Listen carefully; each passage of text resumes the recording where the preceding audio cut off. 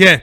Allez, Mamadou Ouri, très rapidement, on apprend donc que les chefs d'État de la CEDEAO d'Afrique de l'Ouest ont commencé à rallier Abuja pour ce sommet en 2 minutes. On a 2 minutes Oui, pour absolument. évoquer les enjeux. Demain, vous allez forcément revenir sur les résolutions qui vont sanctionner ce sommet. Oui, absolument. Hier, déjà, dans Nord-Sud, l'émission diplomatique, on se demandait quelles seraient justement les décisions phares que prendraient les chefs d'État de la CEDEAO aujourd'hui.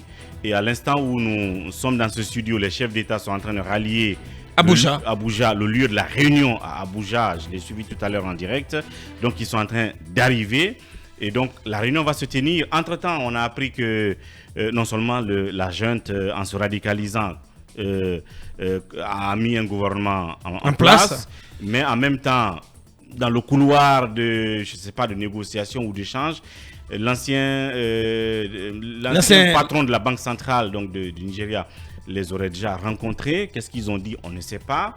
Et donc, sur cette base-là, parce qu'il a fait les comptes rendus au président Tinubu, l'ancien émir de Kano, justement, donc, en même temps l'ami de Sanoussi, en même temps ancien directeur général de la Banque centrale, gouverneur de la Banque centrale, donc qui a fait son compte rendu à Tinubu. Est-ce que tout ça va être mis dans la balance des décisions aujourd'hui des chefs d'État? Ce qui est sûr, à l'instant même, ils sont en train d'arriver, donc ils vont se réunir.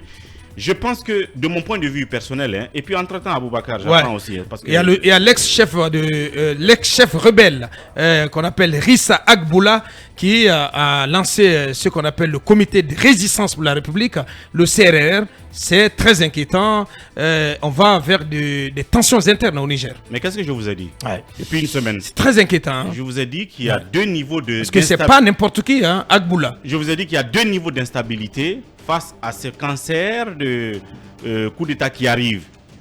Le premier niveau d'instabilité, c'est le retour des rébellions. C'est un ex-rebelle qui donc remet en place un conseil. Parce que, évidemment, il était ministre d'État. Donc, puisque les élections, on va les fouler là à la poubelle, donc les gens vont aller reprendre les armes. Je vous ai dit, depuis 5 jours, je suis en train de le répéter. Malheureusement, c'est ce qui commence là. Avec Agboula, qui qualifie d'ignominie et de trahison le coup d'État perpétré par Tchani. Deuxième niveau d'instabilité, elle se trouve au sein même de ces juntes-là qui seront installées.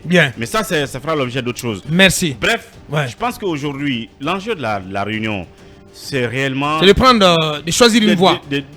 Une voie. La carotte la ou voie le bâton. Voilà, justement, le très bâton simplement. Donc demain, vous allez y revenir. Pendant ce temps, pour l'instant, c'est gelé. Pas de visa entre Français et Maliens. Oui, le temps monte de ce côté-là aussi. C'était prévisible.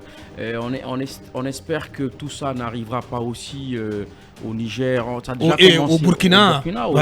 Donc ça veut dire que pour l'heure, aucun Français ne peut s'octroyer un visa malien, aucun Malien ne peut le faire. Inversement. Voilà la preuve donc de ces tensions qui accroissent entre Maliens et Français, et peut-être que ça pourrait atteindre aussi le Burkina et pourquoi pas le Niger. Merci à tous les 6, merci à Ibrahim Babendialo, Ibrahim Silla. Demain vous serez avec Mamadou Ouri et toute sa team. Merci de l'attention. On se reprend lundi avec d'autres invités et d'autres dossiers d'enquête sur la table de Mirador. Prenez soin de vous et restez sur Film FM. Le programme continue. Au revoir.